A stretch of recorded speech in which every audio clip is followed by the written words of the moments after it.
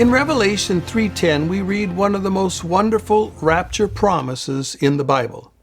Because you have kept the word of my patience, I also will keep you from the hour of trial coming upon all the world to try them which dwell upon the earth. Now, one explanatory note will help you wrap your mind around what this verse is trying to say. And that is the fact that the phrase word of my patience means deposit of my patience. The Greek word logos here is being used in its business and legal sense of a deposit for safekeeping or for investment. The Lord gave us a lifetime and gifts to use for Him down here in this ungodly world during the time of His patience, that is, during the time of His grace. And He expects to receive some interest, if not a great investment return, on this deposit. This is simply a matter of stewardship. Now, if the concept of deposit of my patience seems awkward to you, go ahead and feel free to think along the lines of the matter of my patience. Now, we're going to make three observations in this verse because there's three parts. We see faith, because you kept the matter of my patience. We see reward, I also will keep you from the hour of trial. And we see judgment, the hour of trial which shall come upon all the world to try those that dwell upon the earth. Let's start with judgment. The hour of trial which shall come upon all the world to try those that dwell upon the earth. Now, this means, believe it or not, exactly what it says. There is a time of trial coming upon the entire planet, all the world. Now, the purpose of this time is to try those who are the earth dwellers. Earth dwellers here is synonymous with the ungodly, the unbelievers, and the unrighteous. It just focuses on them from the perspective of their focus is here on earth and not in things above. This is the end times judgment of God upon the entire world.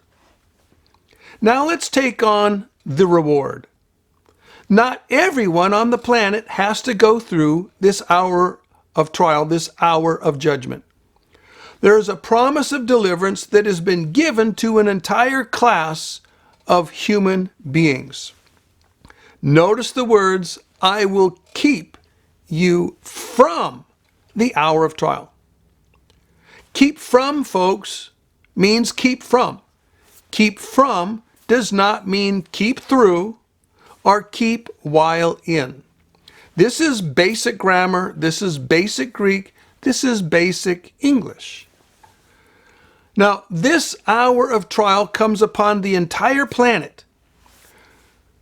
So the only way to be kept from this hour is to be removed from the planet before the hour starts. Again, this is just basic logic.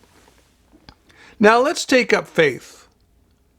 So why are some delivered from this hour?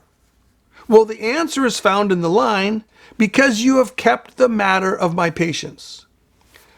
Now, the explanation of this is actually rather simple. It just means because you faithfully managed and invested the lifetime gifts and opportunities that I gave to you to manage in this ungodly world.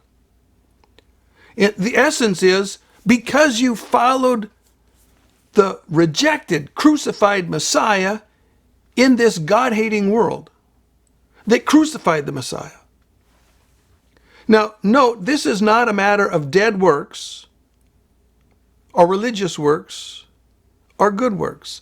This is simply a matter of faith. And this is faith seen from the evidence of the outworking of faith. Now, not all manage their stewardship with the same degree of success or gain. And that's okay. They don't manage their life or their time or their gifts or their opportunities to the same degree or in the same way. But folks, all believers will have an investment return. Now, folks, don't fret about what you fear or think is going to be the smallness of your return. We are all, according to the scriptures, unprofitable servants. We're all unprofitable stewards. The Lord's not a harsh taskmaster. He doesn't demand that we give him fivefold or twofold returns. Not to mention, he doesn't demand that we give him 100-fold or 60-fold or 50-fold or 30-fold returns. The fact is, he said in the parable of the coins in Matthew, or the parable of the talents in Matthew 25, that if they hadn't actually wisely invested that talent, but just less wisely, not unwisely, but less wisely, gave it to the bank to gain a little interest on it, he would have been happy. There wouldn't have been an issue. So if you look at your life and you look at a whole train wreck of your past where you made a lot of mistakes and did a lot of stupid things, and maybe you're still struggling in some ways right now, but you are on the path of following the Lord Jesus, however imperfectly, take heart. Don't worry about the past. Worry about the present and the future. In fact, don't even worry about the present and the future. Just focus on the present and the future. And do what you can. But stay encouraged, because the Lord said you are not going to lose your reward if you so much as gave a cup of water to someone else in the name of a prophet.